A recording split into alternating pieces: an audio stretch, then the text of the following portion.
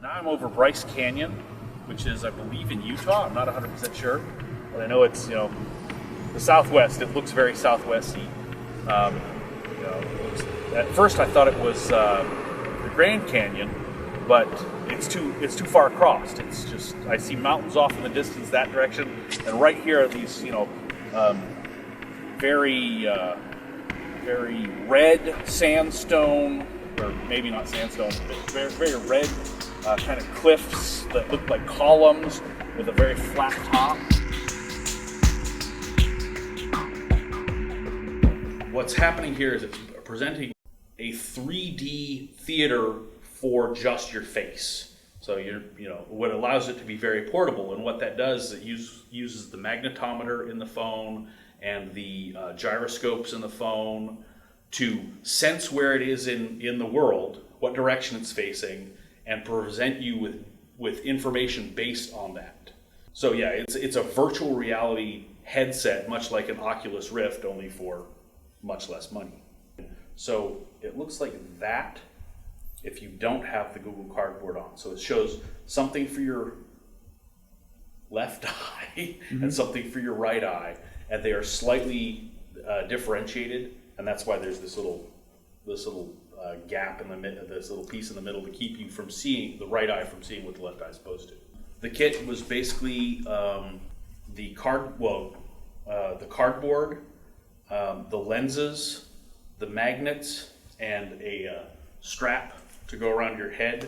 I bought this off Amazon, but if you just, oddly enough, Google Cardboard, there are a dozen different vendors, probably more than a dozen, a bunch of different vendors. I've seen them for as little as $4 and as much as, there's one that's all plastic and metal, and it was $150. You can download the app from the Google App Store, and there are several actually. The one that I'm using for this demonstration is called Google Cardboard, which is the name of the project. All of this is made from Google Earth imagery, where they've added the photos from space to the digital elevation model to make what looks to be just a very cool canyon. And below me I can actually see that there's a couple of trails. But man, it's the next best thing to be in there.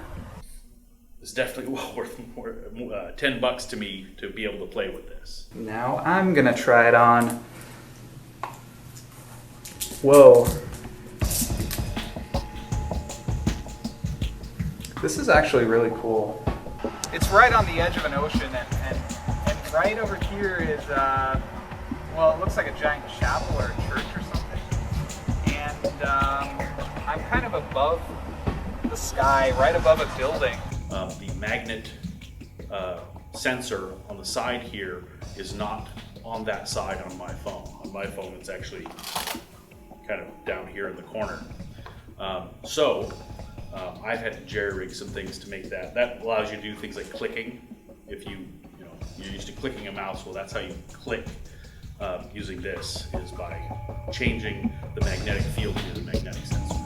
As I turn my head up, now I'm in space. I just flew to space. I used this little magnet to indicate that I wanted to fly to space, and it zoomed me up, way up into space, and I can see stars, and below me is like the Earth and like a horizon. So there's Bryce Canyon again, and I can kind of select it with this, and then it just shot me all the way to Bryce Canyon, and I'm here, and it's lots of red rocks. But that is pretty darn cool.